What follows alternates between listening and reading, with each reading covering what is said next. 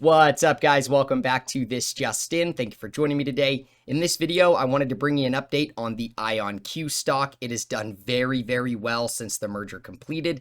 So I wanted to take a look at it and see if these are areas we should be buying, taking profit, or if we should just sit on the sidelines. So let's jump right in.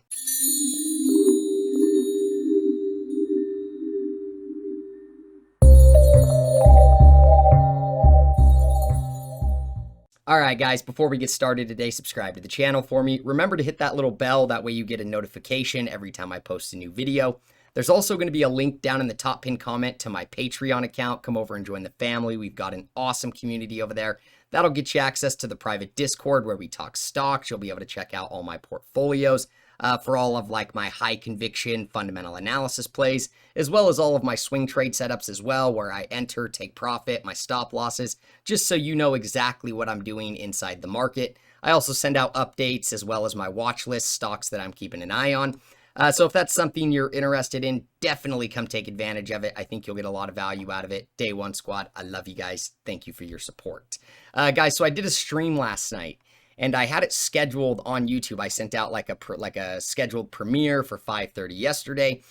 Keep in mind, that was my first live stream ever on YouTube. And I started the live stream, my microphone wasn't working. And so I had to shut down the stream and restart it.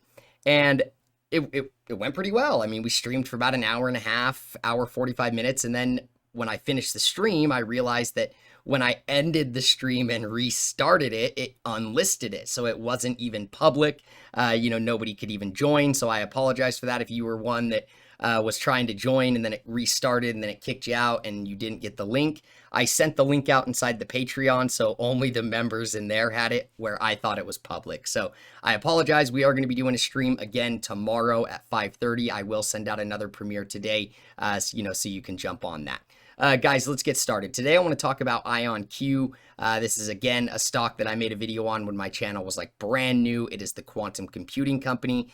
Really cool stuff that they're doing. I mean, they are like the pure play in quantum computing. They are blazing the trail. I mean, they are it when it comes to quantum computers. Now, there's other companies out there doing it, right? Google, Amazon, Apple, a lot of these other big companies are obviously going to also participate in the quantum computing industry. However, IonQ, previously DMYD, I believe, or DMYI was the ticker before the merger completed. They are like the ones that are all in. They are full bore on the quantum computing. So I want to take a look at it.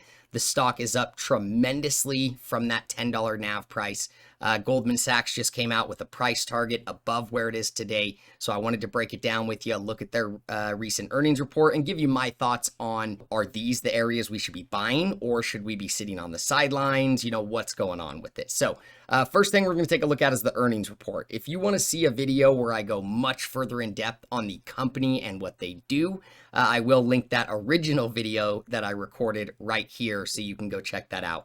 Again, that was when my channel was like brand new, so it's probably not amazing. It's probably pretty rough, but nonetheless, if you want to check that out. So let's jump in. Guys, first thing here. So this is their just kind of like, their transcript or whatever from their earnings report. A couple of things I want to point out. So they actually missed on their EPS. They reported like negative 12 cents on their EPS. The consensus was right around negative 7 cents, so they did miss there a little bit. The revenue was a miss as well. They reported about 230,000 for the quarter, where their consensus was about 250,000. So they did miss on revenue and on EPS. As you can see from here, guys, revenue 223,000 for a total of 451,000 year to date. Now that's actual revenue charged in the bank.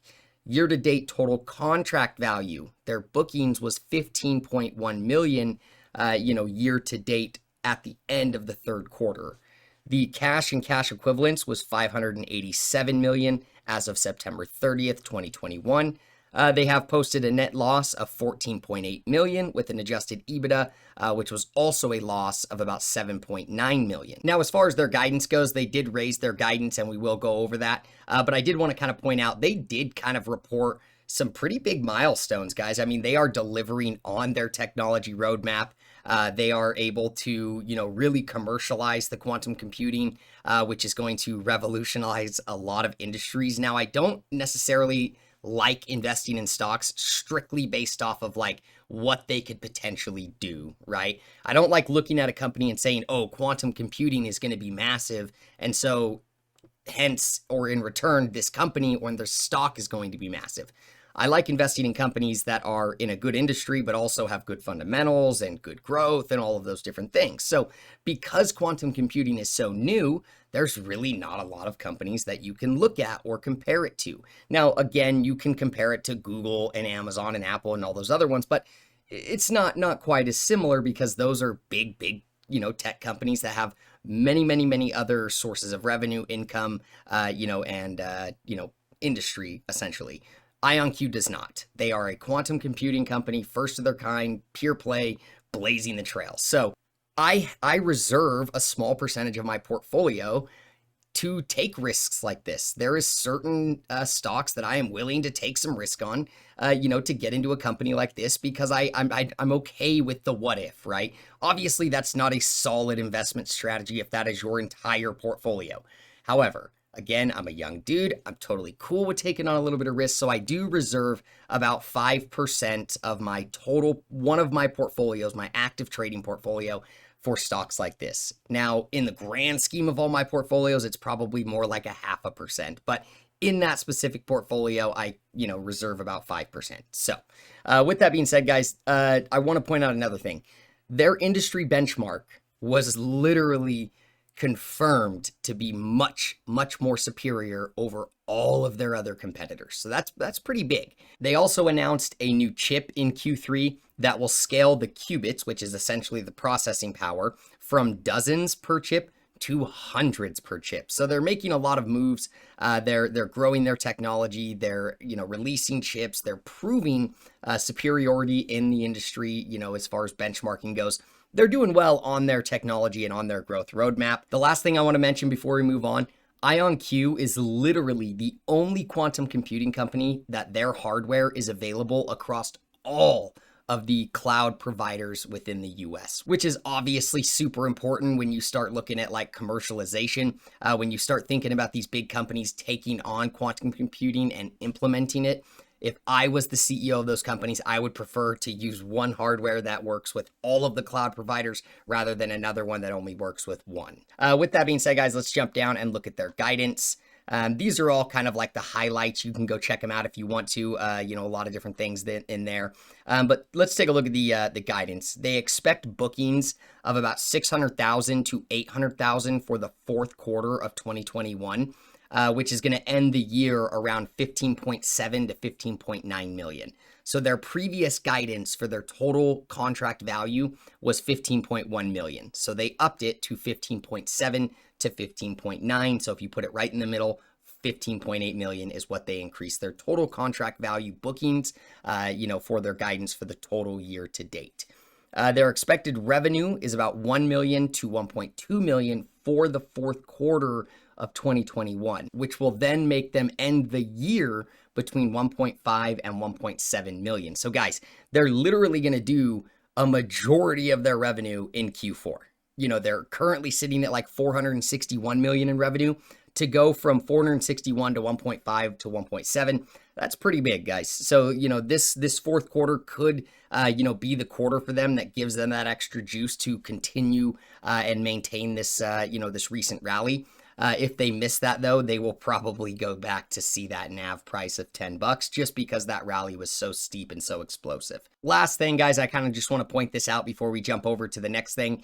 This company is obviously posting negative earnings, right? No net income, no, positive adjusted EBITDA, no free cash flow. They are a negative operating company, right? Yes, they have revenue, but very small revenue. 1.7 million for the entire year is not very much revenue. So this is a very extremely insanely risky stock. If you are okay with that, then sure, this might be a good option for you. Like I said, I was totally fine with investing a little bit of money down there at that $10 level when I had originally made the video on the stock because quantum computing is awesome and I'm totally down to throw a little bit of money in it to see what happens, and it paid off. I was able to take some profit, but I do still have a little bit of my position on the table. One more thing I want to jump over and look at before we go into the chart. This is just an article that talks about how Goldman Sachs issued a neutral rating for the stock, which did pummel the stock. I mean, when they issued that neutral rating, it pushed the stock down like 14%. However, they did reiterate their price target of about $28, which is currently quite a bit below where they're at right now. $28 does seem a little bit pricey to me, as far as like a fair value. However, I absolutely do think that they could do $28 from now till the end of the year. Like I said, they are on the downside of the momentum from that previous rally. After a SPAC merges, there's usually a lot of dilution and you usually get that sell-off. So I wanted to jump over and take a look at the chart, kind of give you my thoughts on where it's at today and where I could see it going for the rest of the year. But just keep in mind, right there, Goldman Sachs with a neutral rating and a $28 price target. All right, guys, so this is the chart. Obviously, there's not a ton of data here, but you can see, I mean, insane rally. If we take a measurement tool and we measure from the lowest low back on October 6th to the intraday high that was on November 18th, this thing literally increased 400% within about 43 days. So unsustainable, massive, crazy rally. It's pretty crazy to think that there was literally people buying it at these levels, and they are currently bag holding right now. Guys, you don't want to buy stocks up here. I mean, this is high value premium for longs and value for short sellers. You can see what happened. Intraday high, it had the highest candle high close on November 17th at $31. Then in after hours, it gapped clear up before, sellers pushed it all the way down, and it did back test that 2689. It did back test that high from November 16th as support before closing above it and back testing it again the next day. But you can see it gapped down in after hours and had a huge leg down. Guys, this is dark cloud cover right here. This right here is a bearish signal to get out of there. When you've got clear bearish divergence on your relative strength index and you've got a dark cloud cover like that, that's not a good sign, especially after a massive rally. Now you've got downsloping consolidation.